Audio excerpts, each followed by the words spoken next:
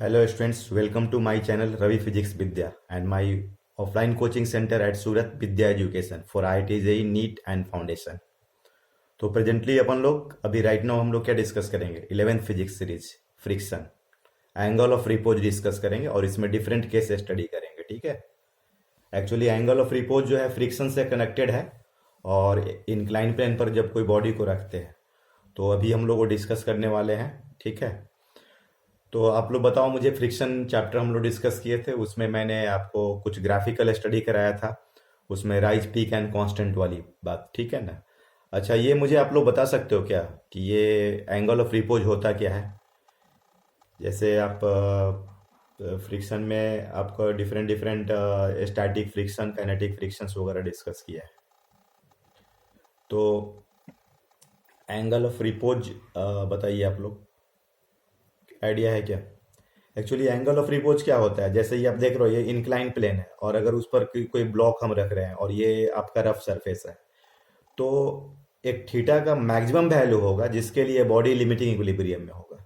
अगर उससे हम ज़्यादा एंगल कर देंगे तो ये क्या होगा, स्लाइड करने लगेगा। तो उसी को हम लोग क्या बोलते हैं, एंगल ऑफ रिपोज बोलते हैं। मतलब it is the angle made by the incline plane such that body kept over it is in limiting equilibrium. और ये तभी पॉसिबल है जब रफ रहेगा।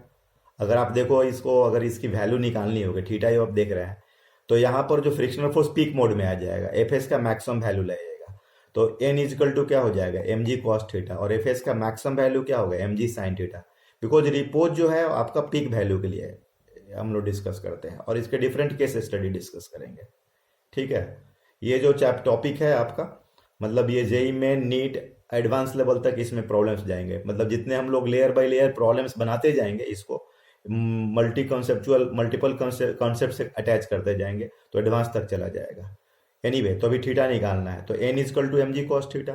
एफ एस का जो मैक्सिमम वैल्यू क्या होगा, M G sine theta, right, क्योंकि ये बॉडी रुका हुआ है। ठीक है ना। तो यहाँ पर मैक्सिमम नहीं, मतलब एफ एस, हाँ, ये एफ एस का जो एफ एस मैक्सिमम जो होगा वो एम जी साइन थीटा के बराबर, क्योंकि बॉडी रुका हुआ है। और एफ एस मैक्सिमम का वैल्यू क्या होता है, mu S N, M G sine theta. तो एन की वैल्यू कितनी, एम जी कॉस थीटा। तो mu S M G cos theta is equal to M G sine theta. तो tan theta is equal to mu S. तो theta is equal to कितना हो गया आपका, टैन इनवर्स म्यू एस। अब देखो इसमें आप सोचो आप लोग कि क्या केस बन सकता है। अब कंपेयर करो थीटा और म्यूएस का। मतलब ऐसा तो थीटा अगर म्यूएस के बराबर है, माने tan थीटा म्यूएस के बराबर है, तो बॉडी क्या होगा, रेस्ट में होगा। ये केस नंबर 1 हो गया, theta is equal to tan inverse mu S. तो body is in rest and body is under limiting equilibrium. और अगर थीटा का वैल्यू tan इनवर्स म्यूएस से छोटा है तो बॉडी रेस्ट में रहेगा। ठीक है। और जो ड्राइविंग फोर्स होगा उसी के बराबर फ्रिक्शनल फोर्स होगा। मतलब ये पीक वैल्यू ये वाला हुआ, ये आपका राइजिंग मोड वाला हुआ। और ये theta greater than tan inverse mu S, तो बॉडी स्टार्ट्स टू मूव। इसमें बॉडी क्या करेगा, आपको स्लाइड करेगा। ठीक है। तो ये मुझे लग रहा है कि आप डिफरेंट केस समझ रहे हैं। आप तीनों केस कंपेयर करना है। मतलब आपको जब भी इंक्लाइन प्लेन का केस मिलता है तो आप एंगल देखो और आपका म्यूएस का वैल्यू कंपेयर करो, टैन म्यूएस और म्यूएस और टैन थीटा कंपेयर करना है। ठीक है ना। जैसे कि ये देख लिया केस 1 में है, ये अपना ब्लॉक है एम, रफ सरफेस है, और दिया है कि theta is less than tan inverse mu S. तो लेस देन है तो इसका मतलब क्या होगा कि रेस्ट में होगा। और आपका ये राइजिंग मोड में है फ्रिक्शनल फोर्स। अपन एक सॉन्ग भी हम लोग डिस्कस किए थे, राइज पीक कांस्टेंट। तो M G sine theta F के बराबर हो जाएगा, यहाँ एफ मतलब एफ एस, और ये N is equal to M G cos theta. Theta क्या दिया है, लेस देन tan इनवर्स। ये जो आपका ये एक मिनट, इसमें जो ये केस 1, दोबारा मैं इसको रिवाइज बता रहा हूँ। ये देखिए आपका ये ब्लॉक है, ये रफ सरफेस पर रखा हुआ है। तो क्या दिया, theta is less than tan inverse mu S. तो इसका मतलब क्या होगा, बॉडी रेस्ट में होगा। और ये एम जी साइन थीटा, ये एम जी कॉस थीटा, ये नॉर्मल फोर्स। ठीक है ना। तो इसमें आपका बॉडी रेस्ट में है और फ्रिक्शनल फोर्स किसके बराबर होगा, एम जी साइन थीटा के बराबर। एन इजकल टू क्या होगा, एम जी कॉस थीटा। ठीक है। और एफ एस का वैल्यू जो होगा एम जी साइन थीटा।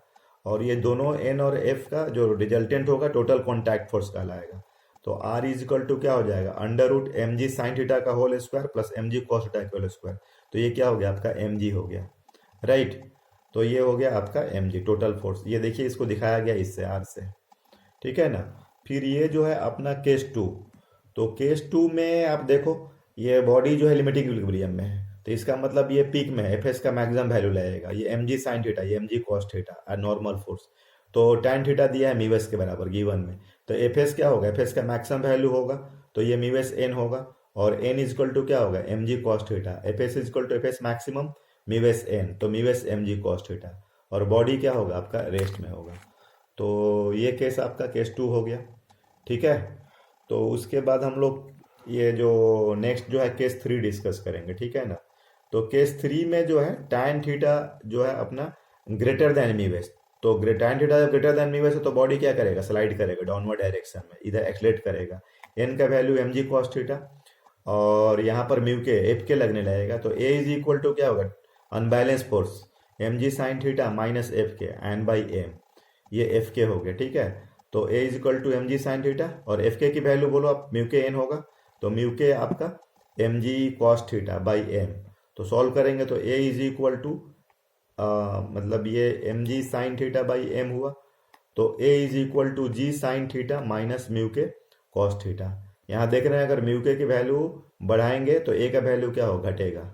जैसे ये आप देखिए, ये एक केस दिया हुआ है, ये 2 ब्लॉक दिए हुए हैं, और ये अपना क्या बोलते हैं इसमें म्यू का वैल्यू 0.3 है, इसका 0.2, तो इसका म्यू ज़्यादा है, तो A1 क्या होगा आपका स्मॉल होगा, A2 जो होगा बड़ा होगा, म्यू ज़्यादा है इसका ना 0.3 है, तो इसलिए A1 लेस देन क्या है A2, तो बोथ ब्लॉक विल मूव, इसमें क्या होगा, दोनों ब्लॉक मूव टुगेदर होगा, राइट।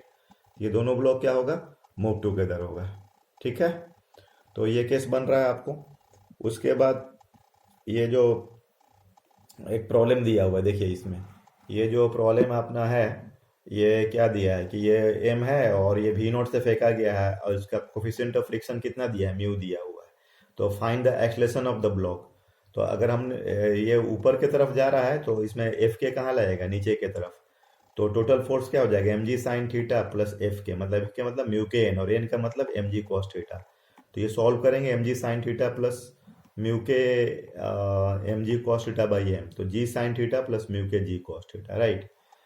तो ये हो गया केस। एक और ये प्रॉब्लम आप देखो, इसमें एक ये ब्लॉक इंक्लाइन प्लेन दिया, थीटा है, उस पर एम है, और इधर इसको एक्सलेट कराया जा रहा है, ये incline plane. Find out the minimum acceleration of the smooth wedge so block may lift off, मतलब ब्लॉक ये उड़ जाए, मतलब एन का वैल्यू क्या हो जाए, 0 हो जाए। तो ये एक्चुअली हम लोग इसको इस फ्रेम से देखेंगे, अपन लोग इस इंक्लाइन प्लेन पर आ जाएंगे और तब ब्लॉक को देखेंगे।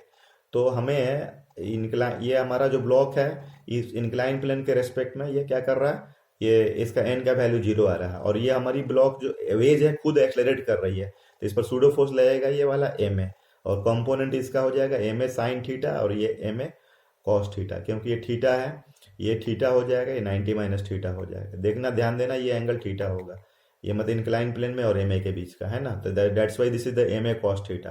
तो नॉर्मल फोर्स को हम 0 करेंगे तो M A sine theta is equal to क्या हो जाएगा, एम जी कॉस थीटा, तो एम एम कैंसिल हो रहा है, तो A is equal to G cot theta, right. तो इस तरीके से हम लोग ये जो इंक्लाइन प्लेन के जो प्रॉब्लम्स वगैरह हैं उसमें आपको खास करके ध्यान देना है कि tan थीटा और म्यूएस को कंपेयर करना है और इसकी केस स्टडी करनी है। तो और ये काफ़ी, इसमें अभी आगे भी हम लोग प्रॉब्लम इसका सीरीज कनेक्ट करेंगे, ठीक है, ये डिफरेंट ब्लॉक का एक्सलेशन वगैरह का। तो ये अपना कॉन्सेप्ट है। Okay, thank you.